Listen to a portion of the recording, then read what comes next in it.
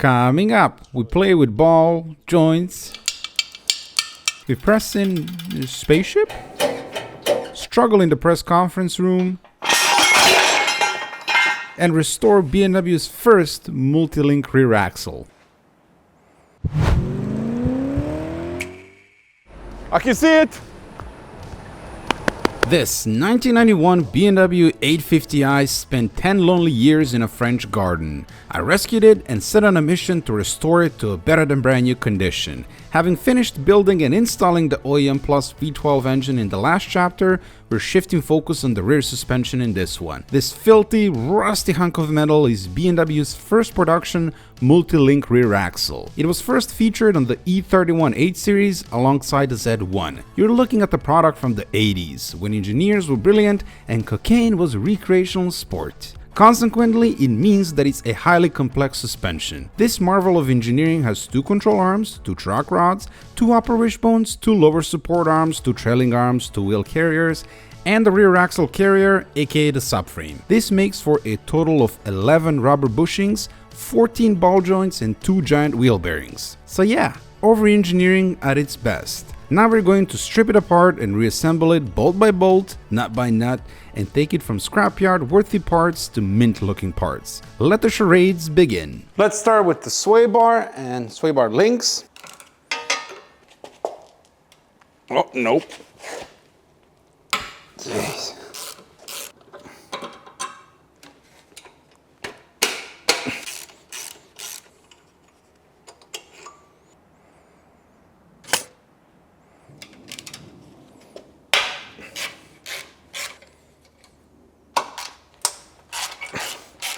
So the brackets and the sway bar need to go for powder coating. Unclip and remove the wheel speed sensor wiring as well as the brake pad wear sensor.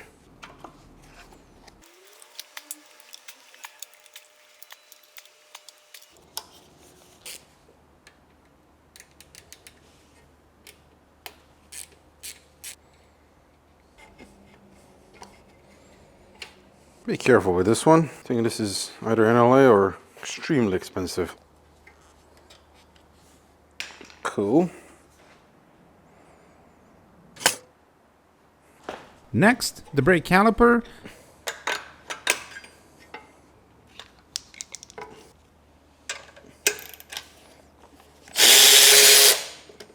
The disc has a big lip, so I'm opening the bleed screw so we can compress the piston by pushing on the pads in order to remove the aforementioned caliper.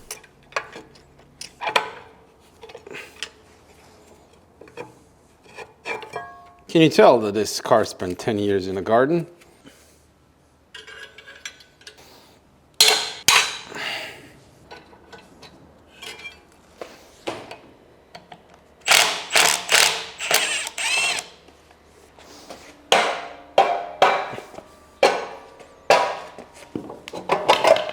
Heavy lip here, so this is garbage. Next, the parking brake shoes.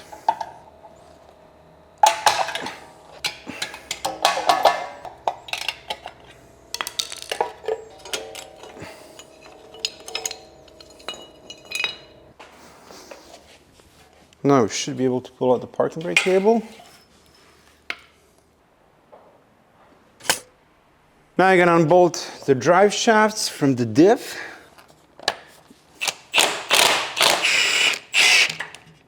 Okay. Let's see if we have planed the drive shaft. Oh, it seems fine. That's the drive shaft unbolted and off to the side. Let's unbolt the diff and get it out.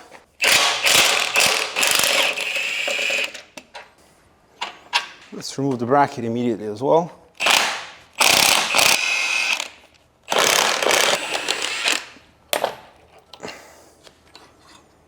And the bushing actually looks good. It's not cracked or anything. But we'll see if I can find a new one. I'm definitely going to replace it.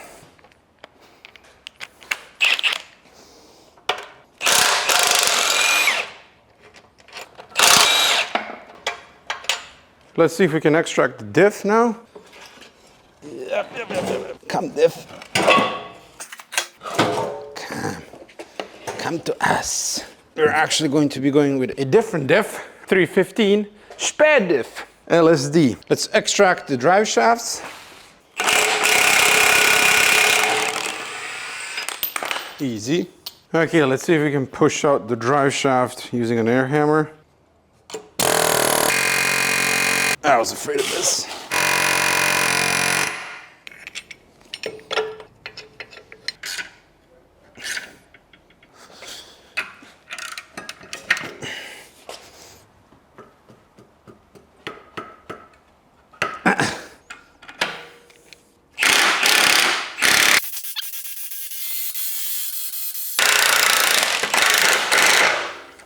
So the drive shaft is hitting this arm here. So let's remove this upper wishbone here.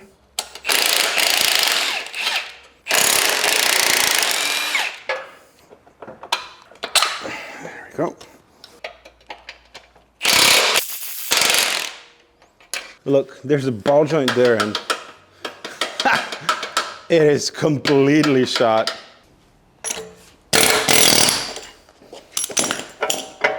And one is out. This one came out much easier using just the air hammer.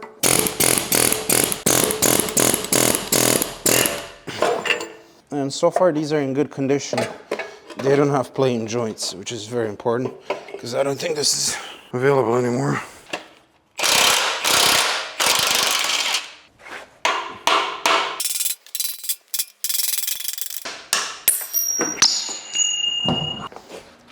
Look at this. Completely destroyed this ball joint. So we'll need to press this one out. Okay, let's see if we can pull out the hub.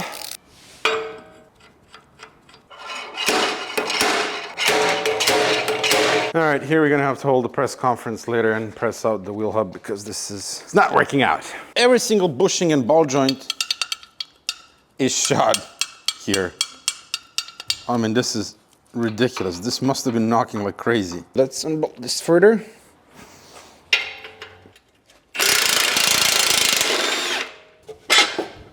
There we go.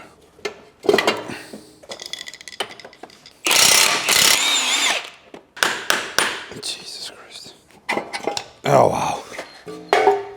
And here it is. This one needs to be further taken apart. Ouch. We'll use the hydraulic ball joint popper.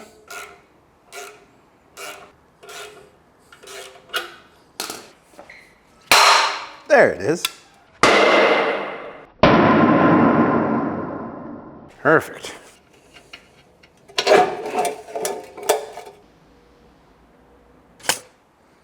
All the clips need to come out. Ouch! Hey, welcome to the other side.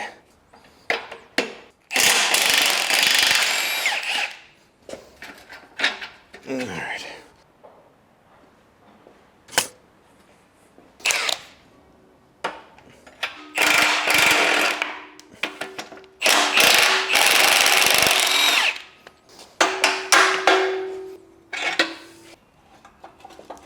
Let's get this off.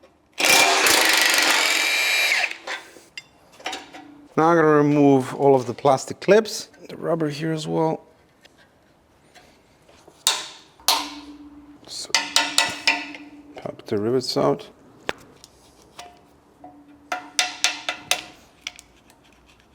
And that's the subframe, almost fully stripped and skinnier than a skinny chicken. We need to press out the bushings, but we'll do that a tiny bit later. But man, this thing is heavy. It's steel. The entire thing is steel. Just quickly wanted to mention that I started a second channel called M539 Plus. The first video has already been posted and it's a round of updates on all projects. So maybe check it out. Now I'm going to start extracting destroyed ball joints. I have some universal tools here and it seems to be working to get them out. So a cup here.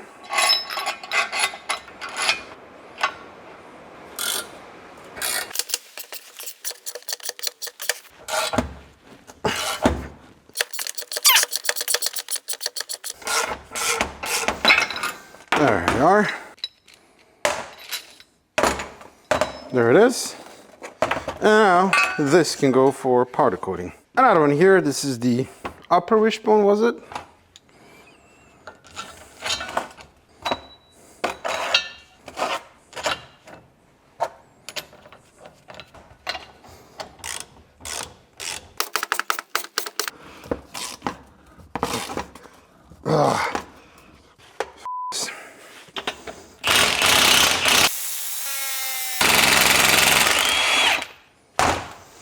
There we are. All right, we need to press out the wheel hub. I had to cut off the brake shield because it was in the way. I tried with the other one and it just gets mangled up anyway, and we are going to replace it. So chop chop it was. This is rather tricky to do. First we need to press out the hub. Yep, that happens when you have a press conference. So something like that. It's coming down. There you go. Okay, that's the hub out.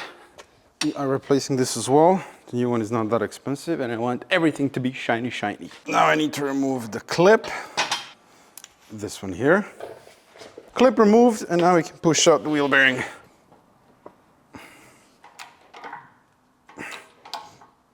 Oh, I hate this. There we go.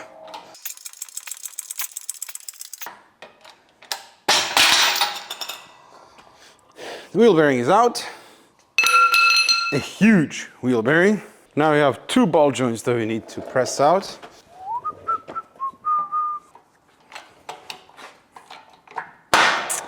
Off. Come on, man, get.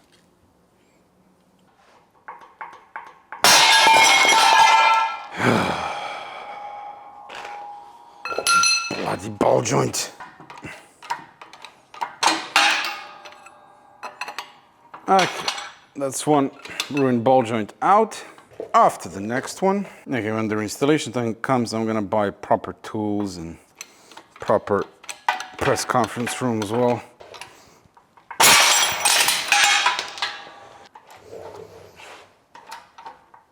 Oh my. Wow, that is unbelievable how seized that ball joint is. Oh, what the hell. There it is. Wow. That was incredibly difficult. Holy crap. And the last wishbone. Now I need to pop the ball joint. This here. Wind it up, sir. Get some hearing protection.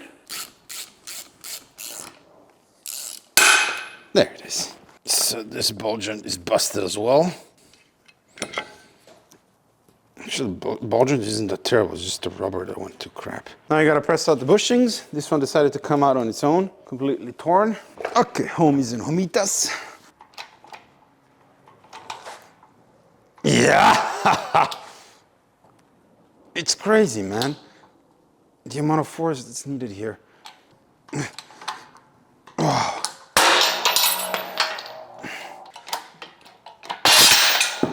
Wow.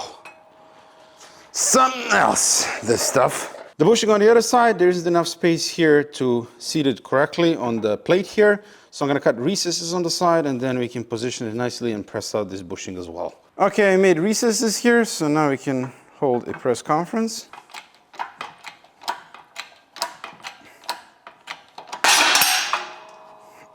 Excellent. Now we are just down to the subframe. Time to remove the subframe bushings. I have my E46M3 subframe bushing removal tool, which is paying off big time because I keep using it on various auto models. For example, here. This goes through the bottom.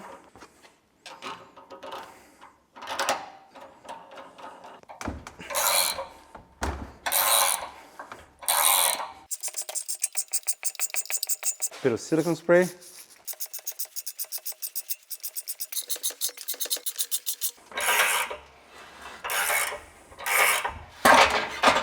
There it is.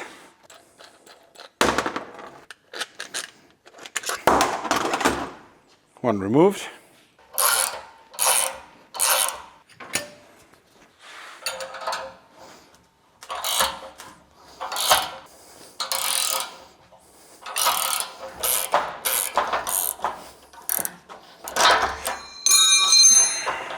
It is out. So here is the entire rear suspension, rear subframe taken apart. Pretty much everything is worn out and a lot of these parts are NLA.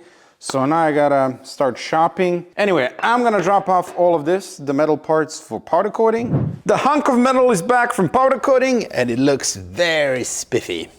So let's start the assembly. In no particular order, let's start with the trailing arms. I have brand new original bushings here. The front ones, this cup here needs to sit from this side.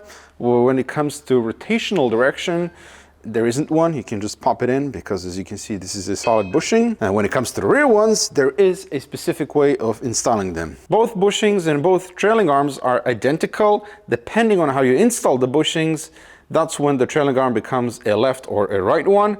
You can see there's a mark here on the bushing. It says R as in rechts or right, and a line.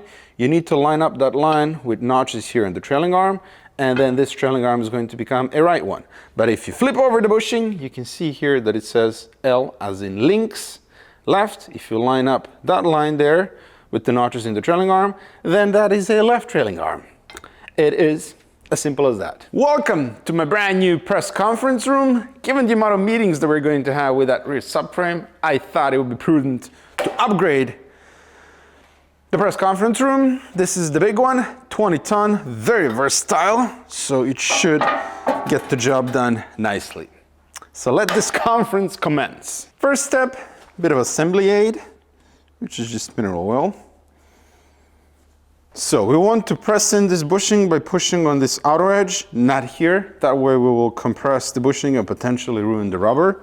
So this cup needs to go around it, like that, and then we just need to start pressing in.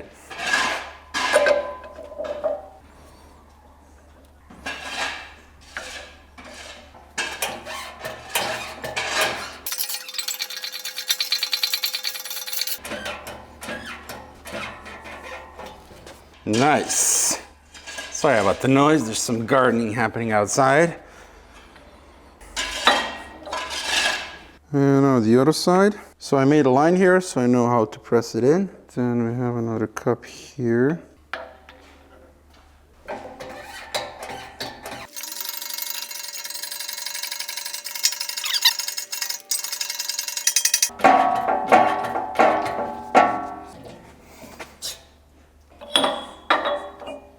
And that's the bushing centered in the middle, protruding about 7 mil on each side. This is how the bushings look installed, and now the trailing arms are site specific. Time for the bushings. Got brand new original parts here, the tool, and assembly lube, assembly aid, as BMW calls it.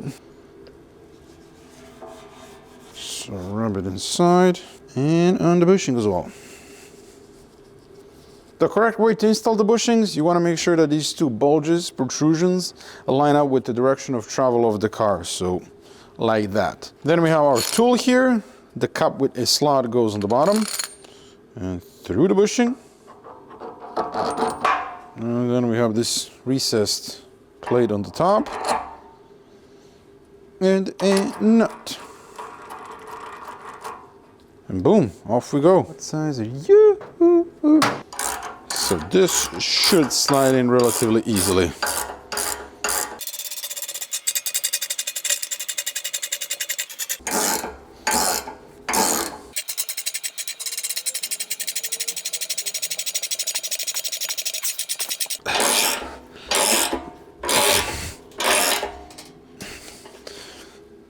Okay, that's the end.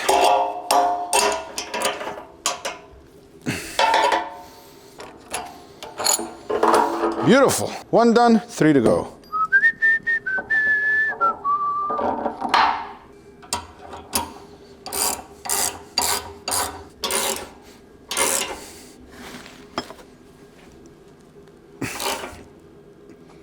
And that's full stop. That's crooked. It's better. This thing is mighty heavy. The bushings on the opposite side are smaller, but the installation process is exactly the same.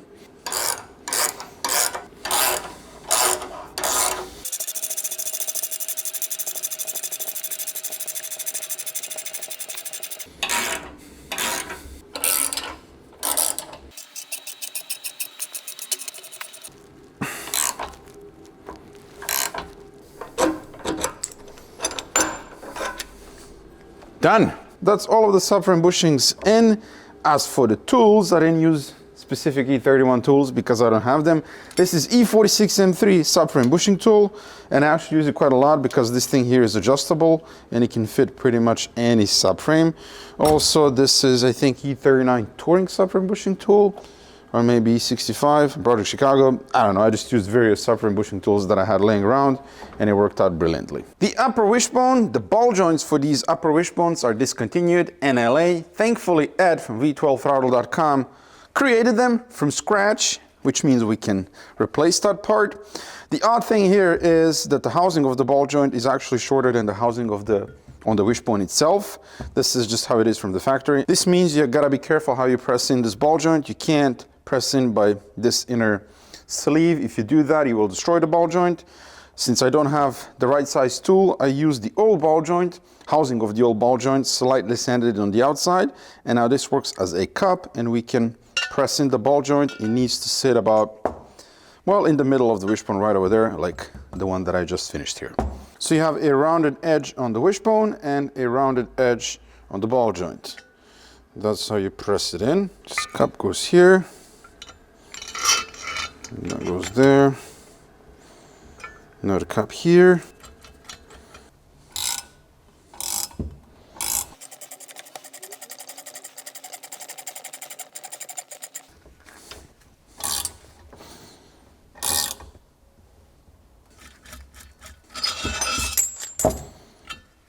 That looks perfect. 7 mil. 7 mil as well. So beautifully installed. Great fitment. And this ball joint can now ball joint, you know. The cross members or the swing arms, this is where the spring for the shocks sit. We have ball joints also from Ed, and these are the upgraded ball joints because the one from the dealer, which are still available, use this transparent boot on the ends. And these are made by Lemforder, and if you own an E39, then you're gonna be familiar with this because upper rear control arms use the same material for the rubber boots, and they always go bad really, really quickly because this material is just plasticky and it doesn't hold up with the elements and, you know, stuff happening on the outside. So Ed used upgraded polyurethane boots on the ends, and this is pretty much never going to go bad, which is super nice. And they're cheaper than the original ball joints to boot. Exact same installation procedure. Match the rounded edges. So using the same sleeve.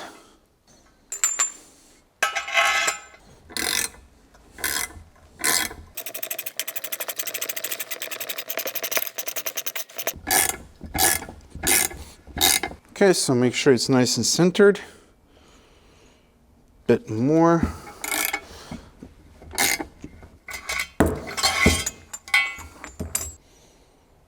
Perfect. Perfectly centered.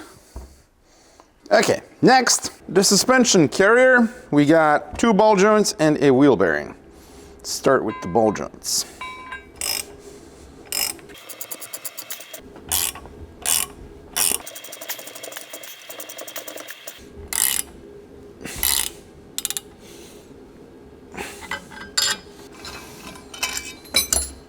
So I did get this on a few spots where the powder coating is starting to chip from pressing in the ball joint. And I'm gonna fix that with fully attack 2-component caliper paint, the one that you mix and manually apply. So it's gonna be just as strong as powder coating and it's not going to start rusting here. Do that a bit later. The bigger ball joint is only available from Lemforder and it has this transparent rubber boot, which is unfortunate, but this is what it is. I'm just gonna spray Dinitrol all over this thing so it's gonna have an extra layer of protection on the outside.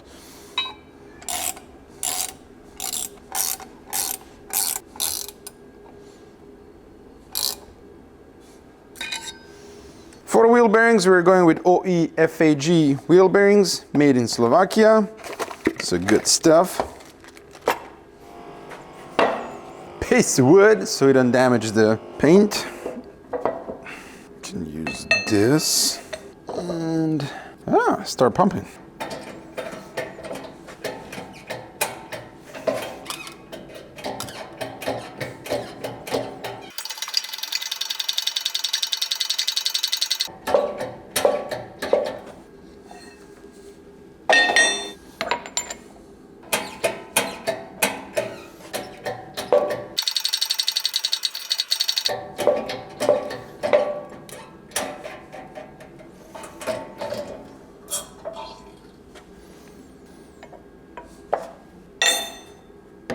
And that's fully seated. Snap ring.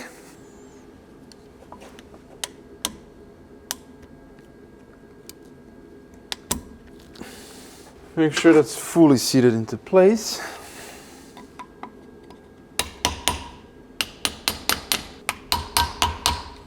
Beautiful. Before putting the wheel hub in, don't forget a brand new brake shield. And zinc plated bolts with medium thread locker applied. Everything is so new right now. I'm trying my best not to scratch or mar or anything.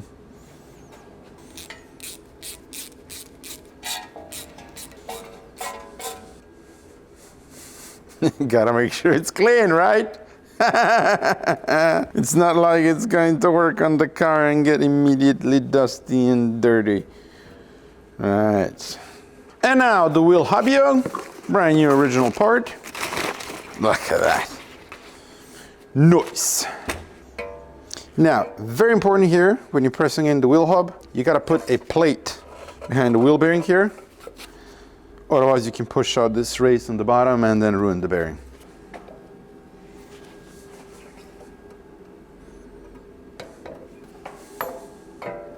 Can I use this plate here? Yeah, and press it in.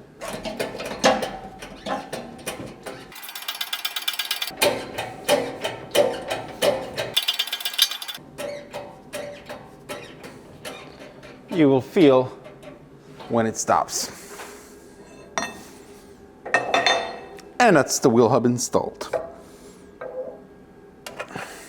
Once the hub is pressed in, make sure the wheel bearing is still spinning nicely without any resistance or weird noises. Feels great. This is the bracket for the diff, and the bushing here is discontinued, as well as the bracket. This is a replacement one from Extra Classics. Should pop that in. Position the cup, another cup. I must say I quite like my new press conference. This is very good.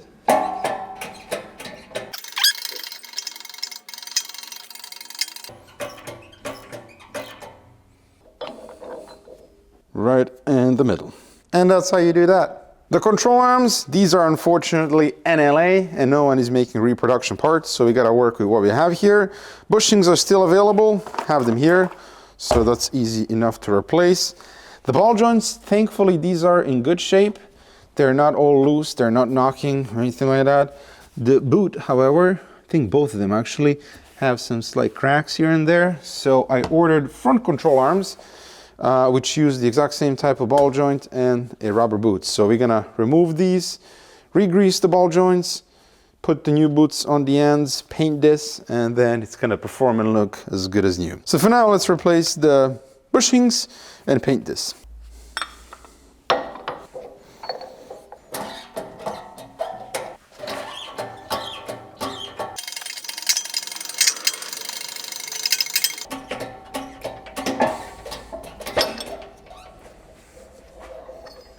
Nice and easy. All right, let's clean this up and prep it for paint. Liquid Moly Active Cleaner. Good stuff, this. Me like. First clean the area where the bushing goes in.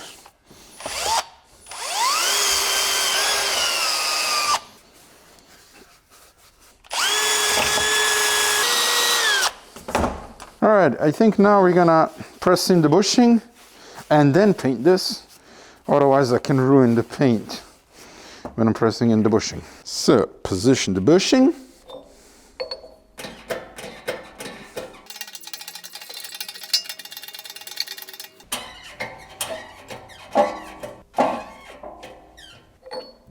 So just make sure it's centered, which it is, and that's it. I've degreased the parts, taped off the bits that we don't want to paint, and for paint we're using Foliatec 2-component paint. To me, this is like powder coating in a can. I think it has some epoxy and stuff in it, so once you pierce the bottle, you have about 8 hours to use this bottle, and then after about 5 days, once you paint the parts, the finish is going to be extremely durable, extremely strong. You can scratch it, do whatever you want, and it's going to stay strong just as powder coating would. But I really like using this stuff because it's super easy to spray on and you get really, really good results and durable finish, because that's my goal with this project. I want to refurbish everything, make it look like brand new, but I want it to last as well. So I don't want to use like typical whatever paint and clear coat. That ain't gonna last, but this will. I know precisely what you're thinking right now. Man, I wish I had such state-of-the-art painting facility as well. You can't buy this stuff. This is a half-cut Range Rover, think. Bits of a Land Rover, E46 bumpers, Renault Megane, E31 bumper, that's where it ended up. And I think that tiny car over there, that's some sort of Rover or whatever. Let's do some professional paint work. Would you look at that?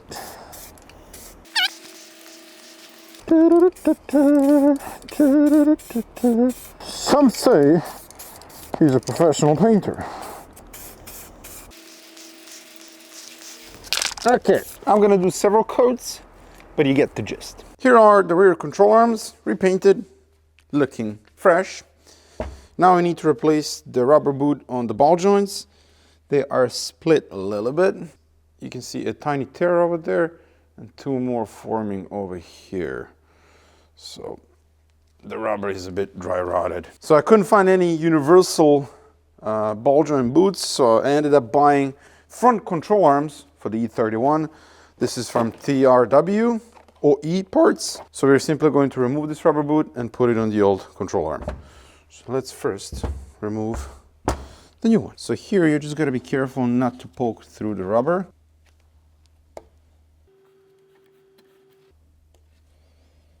It's one clip and now the bottom one. So carefully work it around.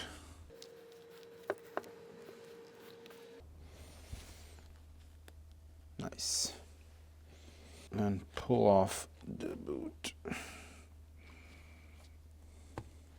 There it is. And I'll do the same with the old one.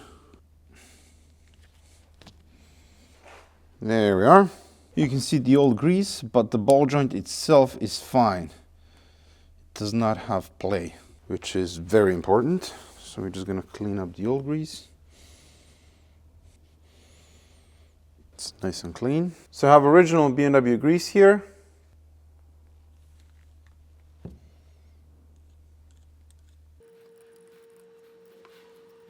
Then we have this rubber cap that I removed from the new control arm. On this one it fell apart. There it is. I believe that's what pushes the grease inside of the ball joint. So we can be generous with grease here. Nice. See, the ball joint feels great. Get the new boot in place. So first, the bottom spring clip.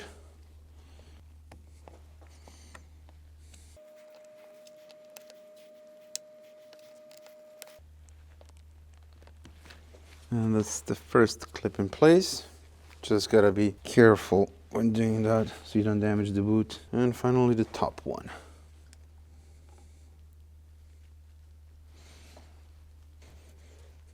And that's a nice, fully functional ball joint.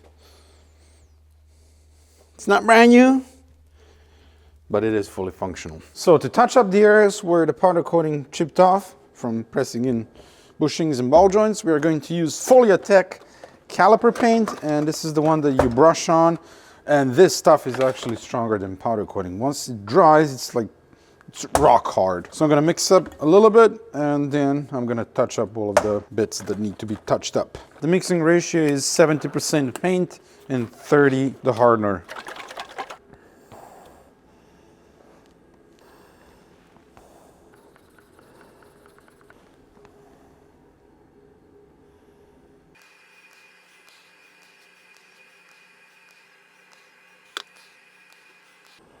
Very good. So this is black matte, so once it dries, it's gonna blend in. The wheel hub, it's uncoated steel, so as soon as water comes in contact with this, it's gonna go rusty, and I hate that.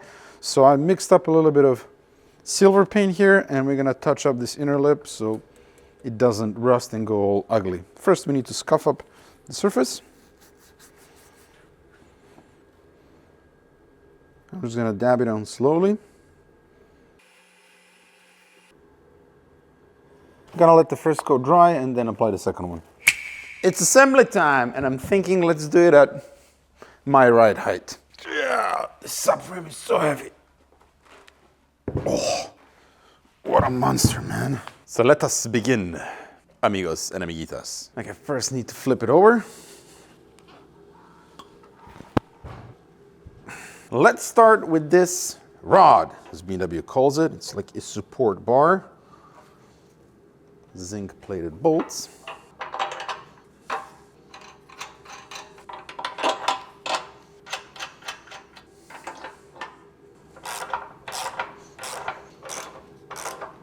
These are M12 bolts, and the torque speculation is 110 Newton meters. Always torque by the nut when you can.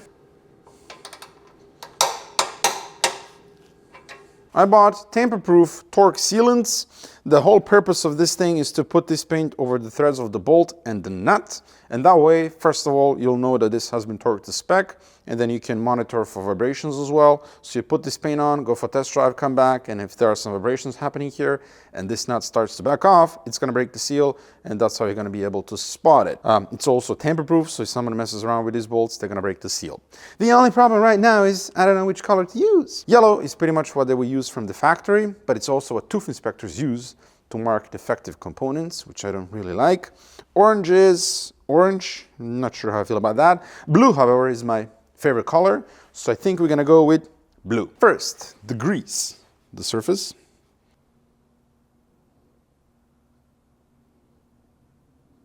Huh, it's a lot brighter on camera. That's peculiar. It looks like sky blue, but in person it's more on the deep side. Whatever.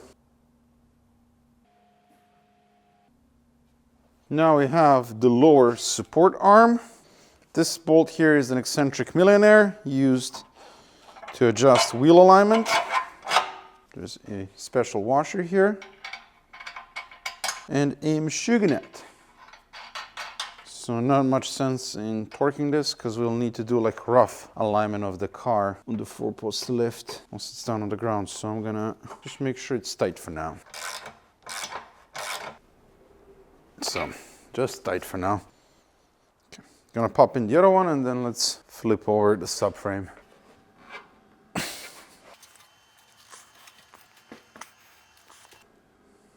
The upper wishbone, using a new bolt here. This is an eccentric millionaire. The old one was in really bad condition, hence the new one. Washer and machinenet. We're just gonna do good and tight here for now.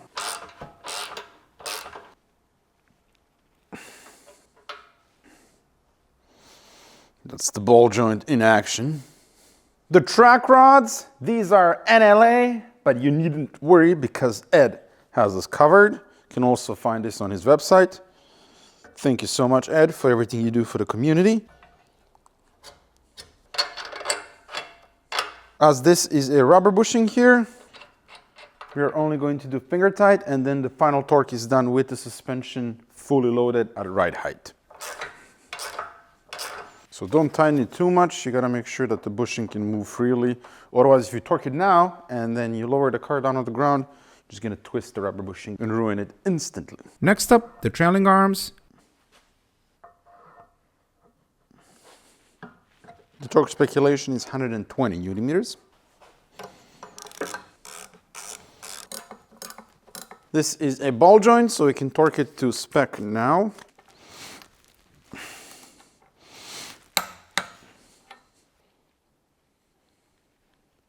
And now the wheel carrier.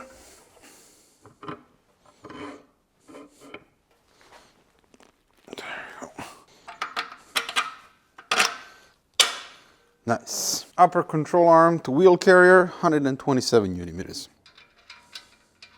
This is a ball joint, so we can torque it to spec.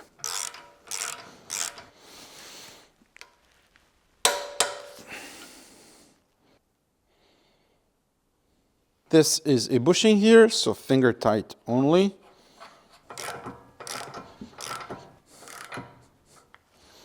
Let's hook up the lower ball joint as well.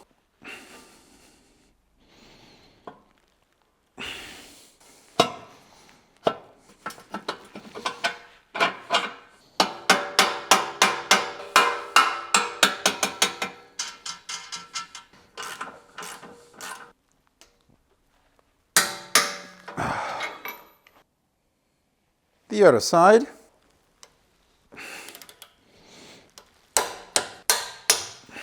Nice. Many minutes later, this slot is looking much better. The wheel speed sensor. I'm reusing old ones because they are very expensive, and as far as I know, they are working properly. And this sensor is way better than stuff they are making nowadays. Bit of an overkill to torque this to speculation, but gotta hear that click. The cable clips, pretty much every single one of them broke upon removal, and these are NLA discontinued, so I had to go with the newer style, this type of clip, which also works quite well actually.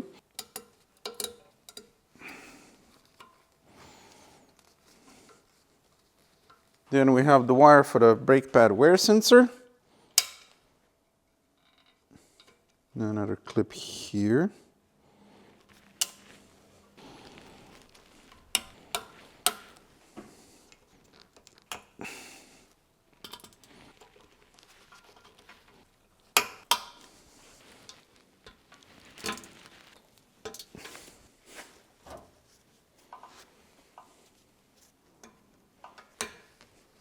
This plastic box here that holds the connector in place is, you guessed it, NLA. So I cleaned up the old one, but the tabs here are broken, so you can't secure it in place. I tried a few different rivets, nothing fits, so we're simply going to use 10mm bolts. Gonna use a bit of thread locker on them, just as an extra precaution, so it stays in place. Good and tight. More one goes there. The cover will come here later. I'm not liking how these wires are exposed here from the factory, so I bought professional grade electrical tape from 3M. So I'm gonna use a bit of that to cover them up and protect them further.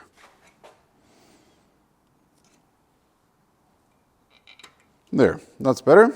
The lower control arm. Let's get the bushing in first.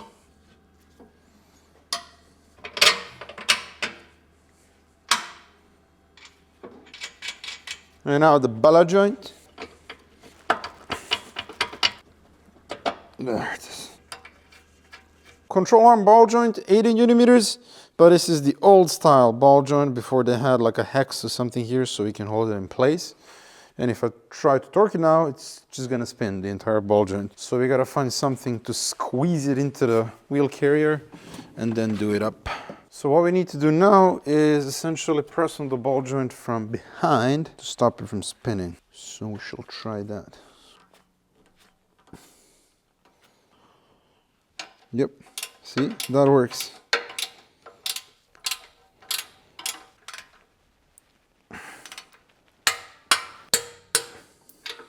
Rubber bushing, so we're going finger tight here.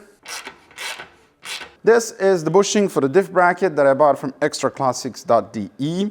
I paid 80 euros for it, and I wasn't about to say anything, but I feel like I've been taken for a ride here, because upon closer look, this bushing is actually from a Fiat. It is not a reproduction part of the old NLA part, and the part number is 519-30335. If you Google that part number, you will see that this bushing actually costs €8.12. Now, I can understand they're upcharging, they discovered this, they're selling parts, they're in business of making money. But what really annoyed me is that this bushing is not plug and play. This hole here is actually smaller than the original bushing, and the original bolt doesn't fit. So I had to run to the software store to buy the 14mm drill and spend some time drilling out this myself so that the bolt fits. And I just checked their website, there is no mentioning of this whatsoever. And you know, upcharging by 10% and not even bothering by explaining that you need to drill it out or even removing the part number or whatever so no one else can know about this. No, they just repacked it and resold it for 10 times more. Furthermore, I'm skeptical about this bushing because it is an €8 bushing, so the quality is suspicious. And I'm gonna keep an eye on this, and if it fails, I'm gonna swap in the old bushing, which still looked fine. But had I known this, I would have left the original one in because it looked fine. I just wanted to replace it because I had a brand new bushing. So just a heads up for those looking to replace this bushing here. I have a washer here, then the bushing can go in. And another washer on this side, and a nut. We're gonna go finger tight for now until the diff is in place, and then we're gonna torque it to spec. The rear sway bar, bushings, and links. If you look up the part number for sway bar links for the E31 on real OEM, you will find that the links are NLA. But if you look closer on the old links, you will find this part number, 1136426. And that number comes back to E30 links, and those are still available, as you can see. So that's our solution for that problem. Is a bushing, so finger tight. The sway bar.